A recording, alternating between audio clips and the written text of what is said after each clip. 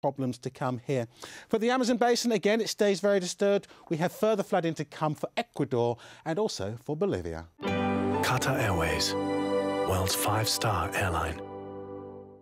All sides, all views, all ways. Al Jazeera. It is in the details, a look, a connection, the moments that reveal the truth.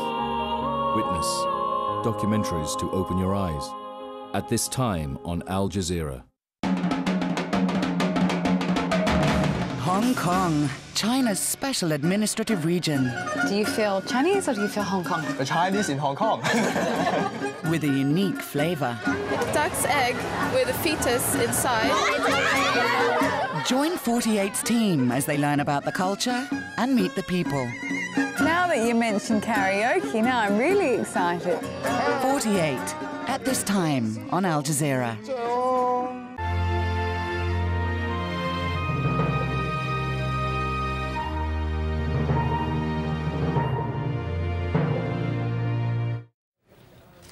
I'm Darine Abu Gheda. You're watching Al Jazeera's continuing coverage of unrest in Libya. Violence is escalating right across the country. What we know right now are clashes between the country's security forces and anti-government protesters have left hundreds dead. It's difficult to verify all the reports coming out of Libya as communication links are down. But here's what we know. Live rounds have apparently been used against protesters in Libya's capital, Tripoli. We're getting reports that 250 people have been killed here on Monday alone, and we've also been getting reports of airstrikes on anti-government demonstrators in the Libyan capital, as well as the city of Zawiya. But Libya's leader, Muammar Gaddafi, appears to be losing control of his armed forces. 2 senior Libyan Air Force officers have flown their fighter jets into Malta and defected, and they say they were ordered to bombard protesters. Well, it's not just Air Force officers who are deserting Gaddafi. As many as 9 Libyan diplomats around the world have resigned. Libya's deputy ambassador to the UN has called on Gaddafi to step down. Meanwhile, the Arab League has taken note of all the chaos in Libya, and sources have told Al Jazeera that it's called an emergency meeting on Tuesday to discuss the situation in the country. All this as Gaddafi's second eldest son, Saif, announced that he has set up a committee to investigate the incidents taking place in the country. Let's immediately get reaction coming out of Cairo. Let's talk to Al Jazeera's Andrew Simmons. Andrew, what do you know? Well, the latest from here is that the foreign minister has made a statement calling on Libya to assist in evacuating Egyptian nationals. The Syria situation has been described as one of great concern for the safety of Egyptians. And permission is being sought to fly in Egyptian military planes to evacuate the nationals there. Estimated at 1 million Egyptians living in Libya. And also a convoy of buses is reported to be heading to the border, which is about 800 kilometers from the capital, Cairo. That is underway at the moment. Further to that, the Supreme Army Council has said that it is giving the army orders to assist in the border operations, and that means setting up field hospitals, setting up tents for those displaced people coming across the border. And further to that, there's a humanitarian effort going on, plans being put together for a convoy to travel that great distance of 800 kilometers by road to the border. So those are the latest immediate developments from Cairo. Andrew, are there demonstrations taking place in Egypt as well in support of what's happening in Libya? Well, of course, the Egyptians have supported the Libyans every step of the way, and in fact that's one of the concerns of the foreign ministry here, in that Saif al-Islam, Gaddafi's son, did say publicly in his TV statement that he considered Egyptians to be partly responsible for the uprising there. Now, Egyptians are fully in support of the uprising of the people there. They describe them as much braver than they were in resisting the clampdown, the massive clampdown, the war being declared upon them. And the Egyptians here have demonstrated outside the Libyan embassy in Cairo. That took place both on Sunday and today, Monday.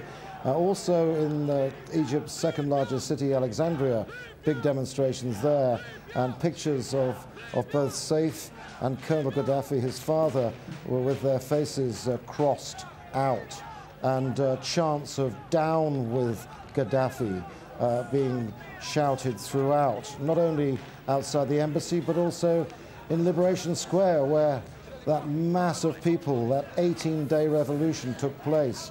Also demonstrations there in support of the people in their uprising against Gaddafi.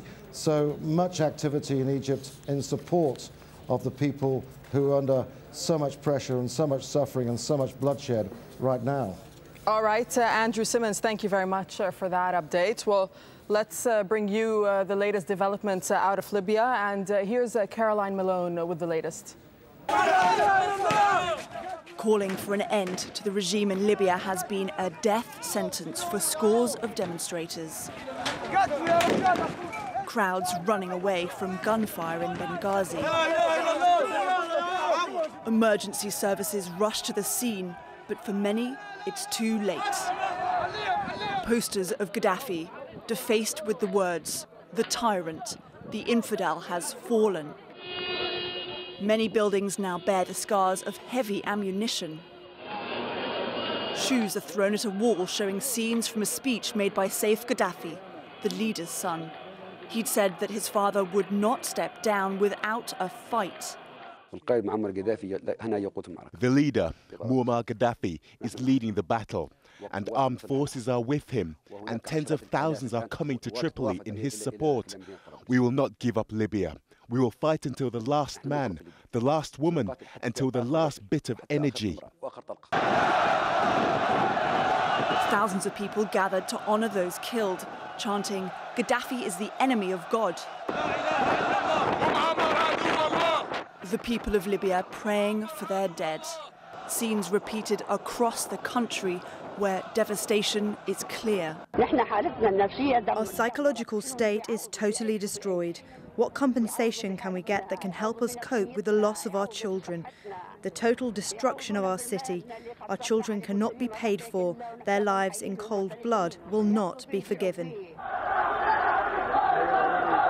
On the streets of Tripoli, rare video, showing people chanting the same lines that pro-democracy demonstrators used in Egypt and Tunisia before their uprising led to the toppling of their respective leaders.